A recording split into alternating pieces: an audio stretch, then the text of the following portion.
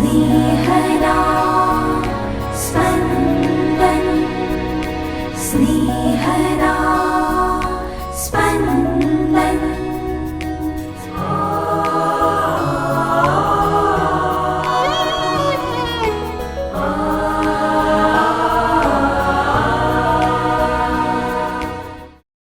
નાતાલ પછીનો ચોથો દિવસ.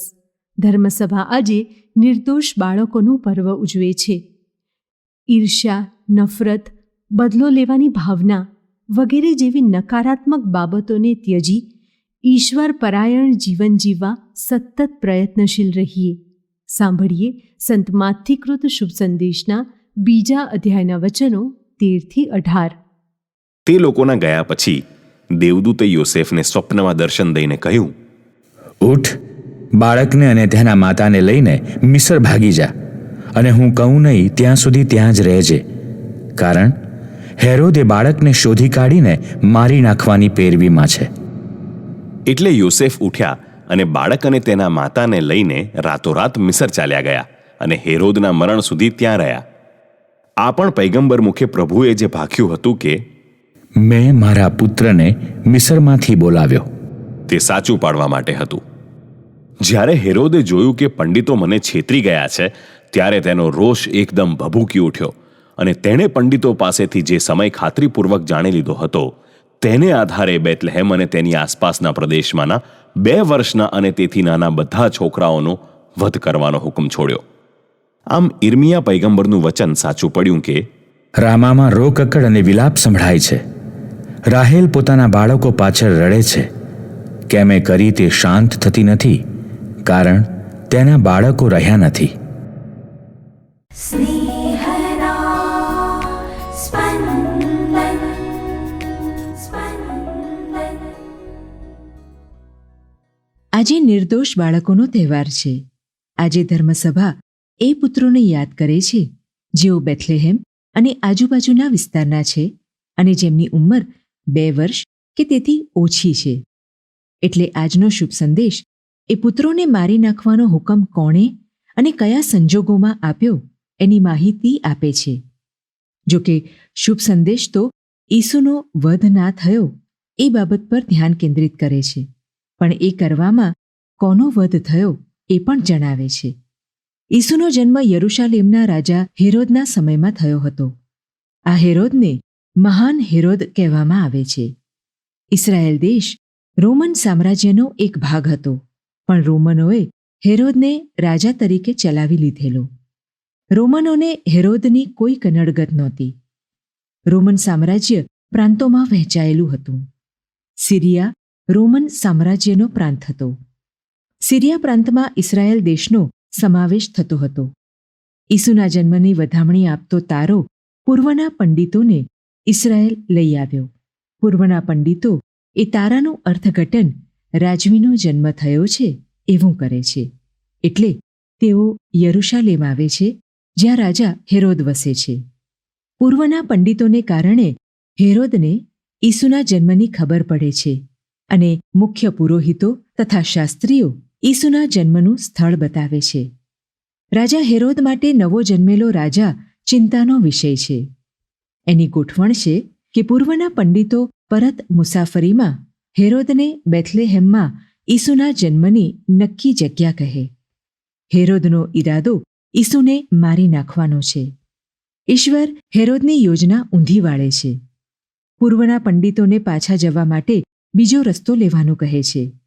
દેવદૂત દ્વારા યોસેફને સ્વપ્નમાં ઈસુને અને તેની માતાને લઈને ઇજિપ્ત ભાગી જવા કહે છે.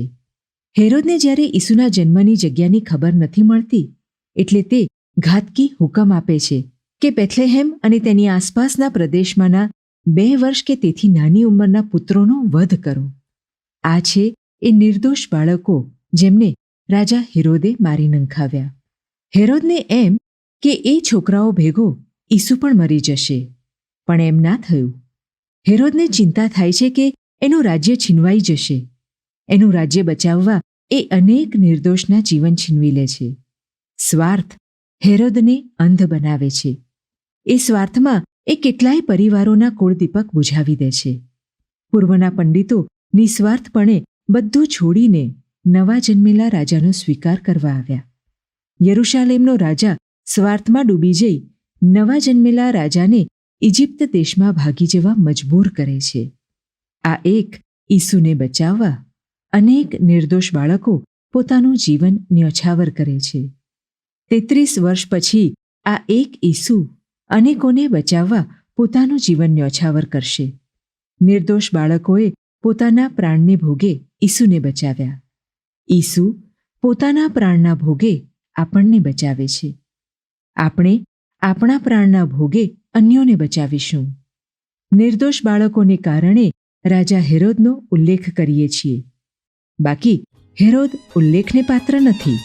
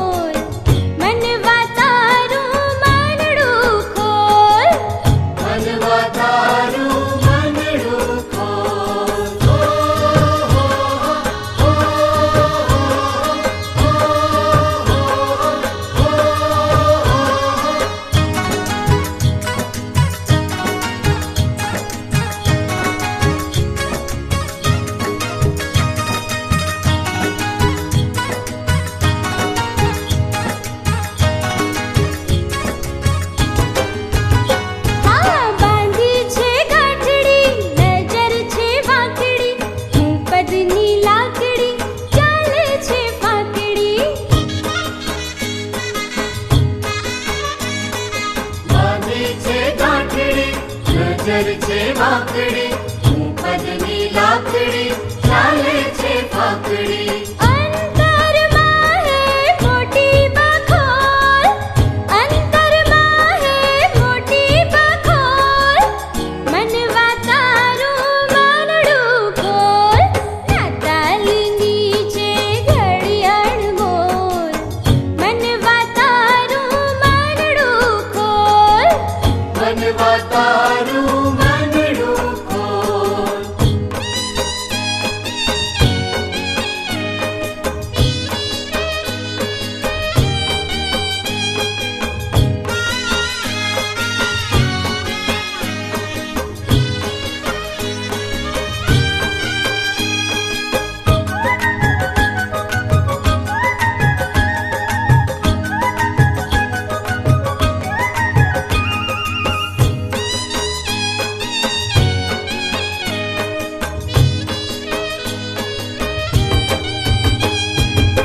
છોડી દે મસ્તી, મિટાવી અસ્તી, સાગરે કશ્તી, શિતારી હસ્તી.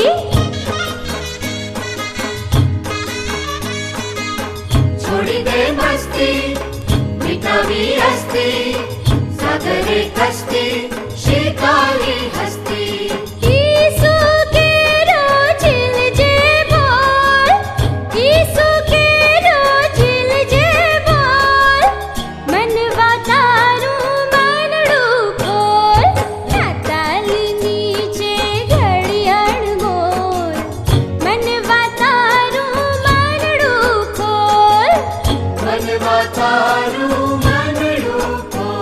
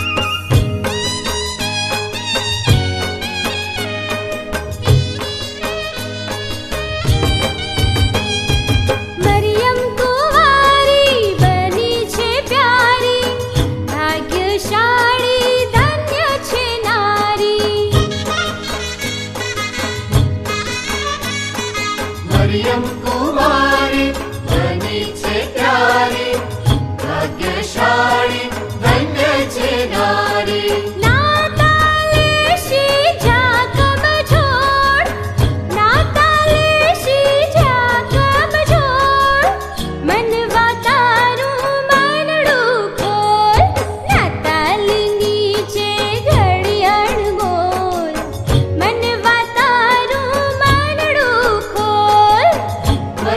તારું મનડું